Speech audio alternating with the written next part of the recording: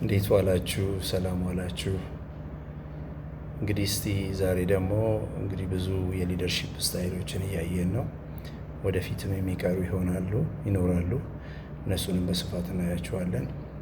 ዛሬ እስቲ አውቶክራቲክ ሊደርሺፕ ስታይል ራሱ አንድ ነጠላ የሊደርሺፕ ዘይቤ ብቻ አይደለም፣ ስታይል ብቻ አይደለም። አውቶክራቲክ የሚባለው ሲንግል የሆነ ስታይል ሳይሆን ልዩነት ያላቸው ግን አውቶክራቲክ የሆኑ ሊደርሺፕ ስታይሎች አሉ። የመጀመሪያው ስትሪክት ወይ ክላሲካል አውቶክራቲክ ሊደርሺፕ የሚባለው ጥብቅ ወይ ክላሲካል አምባገነንነት አመራር የሚባለው ነው። ይሄ የዚህ ካራክተር መሪው ሁሉንም ውሳኔ በራሱ ይወስናል እና ፍጹም መታዘዝን ይጠብቃል ነው። ከሰራተኞች ምንም አስተያየት አይፈልግም። ግልጽ ሕጎችና ጥብቅ ቁጥጥር አለው። በአስቸኳይ ሁኔታ ውስጥ ውሳኔ ለመወሰን ግን በጣም ወሳኝ ነው። የዚህ ስትሪክት ወይም ክላሲካል አውቶክራቲክ ሊደርሺፕ የሚባለው። ሁለተኛው ቤኔቮለንት የምንለው አውቶክራቲክ ሊደርሺፕ ስታይል ነው። በጎ ሀሳቢ አምባገነን አመራር። የዚህ አይነቱ መሪውም ሙሉ ስልጣን ቢኖረውም ለሰራተኞች ወይ ለባለሙያዎች አንዳንድ እንክብካቤ ያሳያል ነው። በተወሰነ መልኩ የእንክብካቤ ማሳየት ሂደት አለ።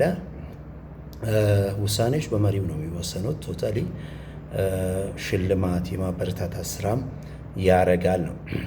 ባለሙያዎች ከጥብቅ አምባገንነት አመራር የበለጠ በዚህ አመራር በመመራታቸው ክብር ይሰማቸዋል። ዳት ሚንስ ይወዱታል። የተሻለ ነው፣ ከሌሎች የዚህ አውቶክራቲክ ሊደርሺፕ ስታይል የተሻለ ነው ብለው ያስባሉ ነው።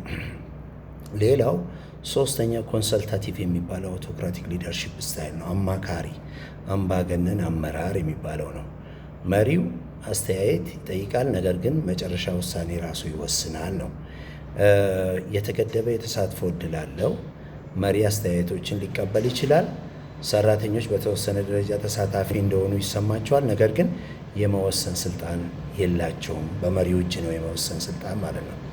የመጨረሻው ዳይሬክቲቭ አውቶክራቲክ ሊደርሺፕ የሚባለው ነው። ታስክ ኦሪየንትድ የሚባለው መመሪያ ተኮር አምባገነን አመራር ነው። መሪው በስራ በመመሪያ አዋጅ እና በደንብ እና በውጤት ላይ በጣም ያተኩራል። ግልጽ መመሪያና የጊዜ ገደቦችን ይሰጣል። ስራም በቅርብ ይቆጣጠራል። ለመደበኛ ወይም ከፍተኛ ግፊት ያለው ስራ ይመቻል። የዚህ አይነት ሊደርሺፕ ስታይል ማለት ነው። ስለዚህ አራት አይነት የአውቶክራቲክ ሊደርሺፕ ስታይሎች አሉ።